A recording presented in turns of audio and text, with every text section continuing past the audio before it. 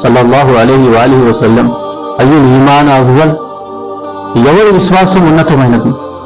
దానికి ప్రవక్త గారు, ఎవరి నడవడిక అయితే ఉన్నతంగా ఉంటుందో, ఎవరైతే మృదువు స్వభావి కలిగి ఉంటాడో, ఇతరులని కష్టపెట్టకుండా జీవితం గడుపుతాడో అతని విశ్వాసం ఉన్నతమైనది అన్నారు.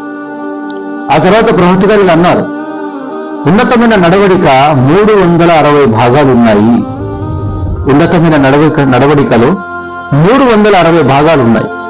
అందులో ఒక్క భాగం, ఒక్క సుగుణమైన ఆడవాళ్లలో గాని మగవాళ్లలో గాని ఉంటే వాళ్ళు స్వర్గానికి అర్హులైపోతారు. అందులో ఒక భాగం ఏంటో తెలుసా? ఎవరిని కష్టపెట్టకుండా జీవితం గడపడం. ఎదురుగా అబూబకర్ సిద్దిక్ రలియల్లాహు తఆలా గారు కూర్చొని ఉన్నారు.